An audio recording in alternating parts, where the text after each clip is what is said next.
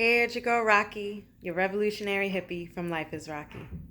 Welcome to another episode in my Becoming a Feminine Woman series. Remember to subscribe.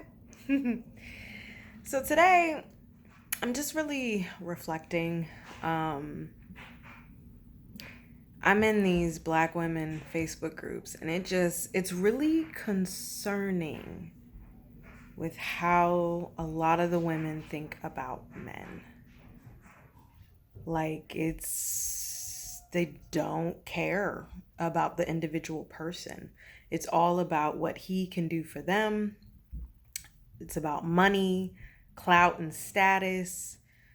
Yeah. And I'm like, when did many women become selfish gold diggers? Because that's what I'm seeing. Like, I was watching the Roommates podcast, or rather Hafiz Unfiltered, and he had a couple questions on there, and the women just didn't know how to respond. And it was one, and I just forgot it now that I was about to say it because I remembered the second one. But I wanted to say the first one first. Well, anyways, a caller asked what the difference was in viewpoint of a trade school versus a college. And because the caller was like, you're going to school for a skill either way. So what's the difference? The difference is prestige, clout, status, essentially more money as well. So, and that's not always the case. You can't be making buck for a trade school skill. So it just depends on what you do with it. But yeah, like that's the difference. Because there isn't any difference. You're going to school for a skill. You're being trained and learning information about a particular skill. What's the difference? Now, for me, I knew that knowledge existed outside of college education. My dad taught me that very early on. You know, he was like, there's a difference between someone being smart and someone being capable of learning. And that was the beginning of the growth mindset that he started implementing with me. And if someone's capable of learning, it doesn't matter how long, doesn't matter how many resources, doesn't matter how much help that they need, they're capable. They'll get it eventually, catering to their learning styles. But smart is so rigid, so black or white, so Eurocentric. And yeah. If we're all capable of learning, then yeah, we all gonna be ignorant in something. We can't know everything. Come on now. So, yeah. And then there's different types of intelligences with that. But anyways, so went off on a tangent. I'm a little bit high. But yeah. I knew that knowledge existed outside of college education. The women were like, it's the mindset. Yes, there is a certain mindset as far as the experience of college, as far as being able to experience people from different parts of the country, being on your own and like figuring out who you are. So there are certain elements that happen in the college environment that cater to how you perceive the world and how you think about yourself and your relationships. Now, I don't know anyone who went to trade school, honestly. So I don't even know what that environment is like to say that they don't have it. I don't know. But I would definitely think it's majority male, though. Like college is majority female. Yeah. Because Hampton was definitely like 3-1. So, but I can't remember that original question. Damn it. But yeah, it's interesting. Yeah, women these days. Oh, I remember now. He was like, what makes you attracted to him as a person? He was asking a woman caller. And she made it all about her. She was like, he understands me. He shares my view on life.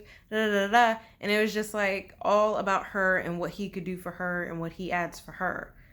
Whereas for me, when I think about what I love about my fiance, what I'm attracted to about my fiance, it's entirely about him. Because I'm thinking of him outside of me. I'm thinking of him outside of our relationship. I'm thinking of him as a person. And like, as we were watching Hafiz Unfiltered, I paused it and I told him all of the things that I love about him, as far as his heart and the fact that when he was a little kid, he took the water hose and started watering the ground so Mother Earth could get something to drink. And his mom shared that with him later, which he shared with me. And I thought that was adorable, obviously. And then his spirit is so gentle. Like, his choosing peace and happiness at every turn leaves him with such positivity, right? More than me, good God. And then his musicianship, and he's learning a new instrument as we speak. Like, there's so many things about him as a person that have nothing to do with me that I love. And I'm like, why don't women think about these things? Do women not care? Because money was never a factor on my list. Check out How I Manifested My Dream Man, where I talk about my standards, my non-negotiables, and my core values, and the list that I created to find my dream man.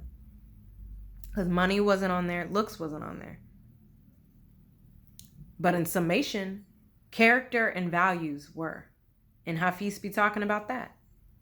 And it's like, who's out here with that on their list? And I'm just looking at these women in these comments, and I'm like, yo. And the refusal of self-reflection. The utter refusal. Because of feelings. I will say one thing about being in the manosphere has taught me. I've since gotten out of it because the roommates is still cool because they're focusing on growth. And then we found a new podcast. It's with Jared, Shambooty's husband, and two other guys. I forgot. I think it's Enjoy the Podcast. I think that's what it's called. So we've started watching that, and that's good. But yeah, I want something that's focused on growth. Some of the other ones, they have their strategies, and while some women need to hear the logic, they need to hear what's happening in reality and let go of the fantasy. It's like, okay, once we know, then what? How do we grow in this? So that's what I want for Becoming a Feminine Woman series. Like, yes, we need to understand where we are, understand our flaws, understand what we need to work on, but then, all right, let's do this work, right? So yeah, to that point, I would say, what do you like about him as a person outside of you and your relationship? Let me know in the comments below. And then also,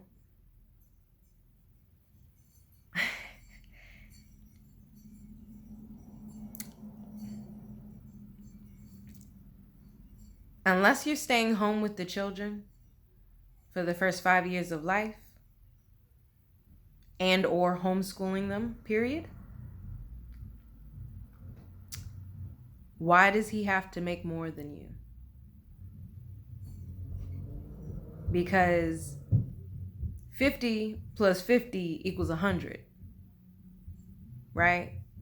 So whatever he makes is going to be an addition to your life, especially with how many women are considering being single mothers by choice and going through whatever form, where is that, IVF or surrogacy, any of the ways to bring a child into this world, adoption. But yeah, like, it's still an addition to your life. But the fact that he can't take care of you throws him out. And then again,